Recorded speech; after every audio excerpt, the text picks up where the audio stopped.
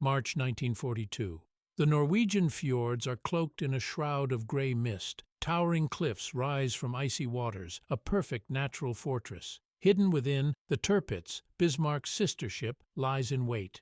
At 42,900 tons, she is the largest battleship in Europe, a looming specter that threatens Allied convoys traversing the Arctic Circle. Her armament, 8 15-inch guns, powerful enough to obliterate any opponent. Her crew, over 2,000 men, living in the shadow of history's most notorious naval tragedy.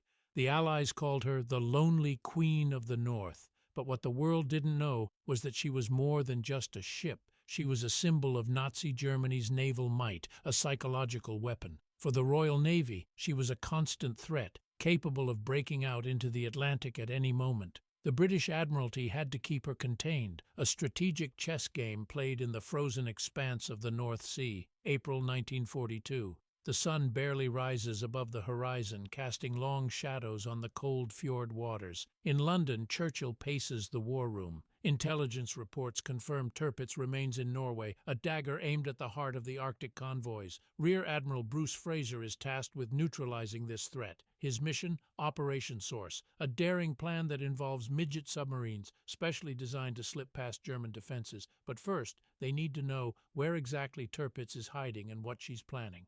Meanwhile, in Altafjord, the crew of Tirpitz prepares for another day of drills. They are aware of the British pursuit. Captain Carl Topp stands on the bridge, scanning the horizon. He knows the weight of his responsibility. The Tirpitz must be ready at a moment's notice to strike or to flee. The game of cat and mouse has begun. June 1942. The Arctic summer brings relentless daylight. The waters are deceptively calm. Tirpitz remains anchored, a menacing presence that ties down British forces. Across the North Sea, Royal Navy ships escort convoys, ever vigilant for the threat that lurks in the fjords. On board the HMS Victorious, pilots prepare for a daring raid. Their target, Tirpitz. But the Germans have not been idle. Anti-aircraft defenses ring the fjord, ready to unleash a storm of fire on any intruder. The Luftwaffe patrols the skies, a guardian of the battleship below. The RAF pilots know the risks. Many won't return, but the mission must succeed to keep the convoys safe.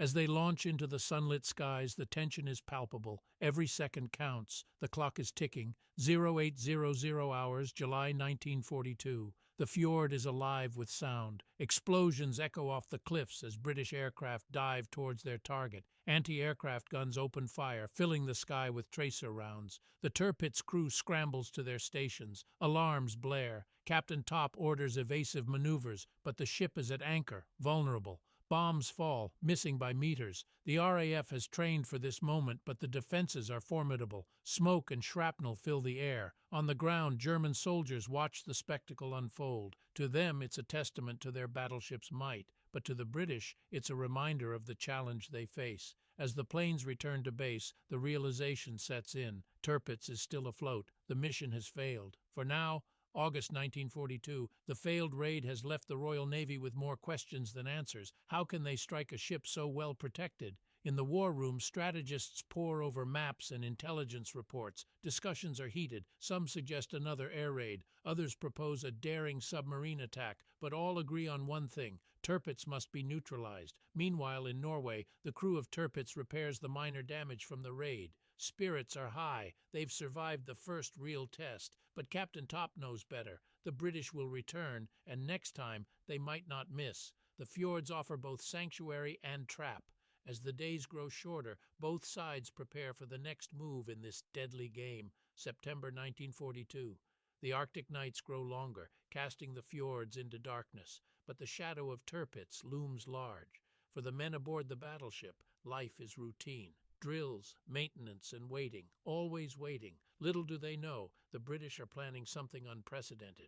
Operation Source is taking shape. 6 X-class midget submarines are being prepared for a mission that could change the course of the naval war, each equipped with 2-ton explosives, their goal to cripple the Tirpitz. The men who will pilot these subs train in secrecy, aware of the risks. If successful, they will be heroes. If they fail, they may never be heard from again. The stakes are high, and the countdown begins. October 1942. The mission is set.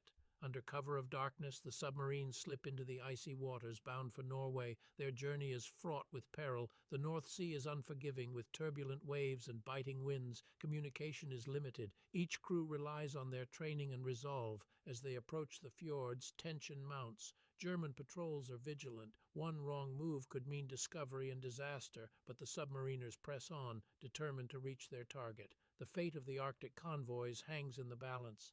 As dawn breaks, the fjords come into view. The moment of truth is at hand. The world holds its breath. November 1942. The submarines have reached their destination. Altafjord lies still, a deceptive calm before the storm. The crews prepare for the final phase of their mission. Each submarine maneuvers into position, ready to release its explosive payload beneath the Tirpitz. But time is against them. German patrol boats sweep the area, their searchlights cutting through the darkness. One sub encounters trouble, its engine faltering. The others press on, undeterred. As the clock ticks, the men know there's no turning back. Success means a crippling blow to the German Navy. Failure could mean death. In those tense moments, they steady their hands and their nerves. The outcome will soon be decided. December 1942, the mission has ended. Two submarines successfully detonate their charges, causing significant damage to the Tirpitz.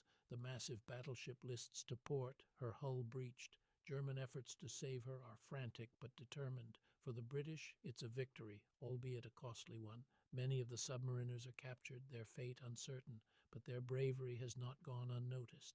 In London, the Admiralty celebrates the crippling blow dealt to their enemy.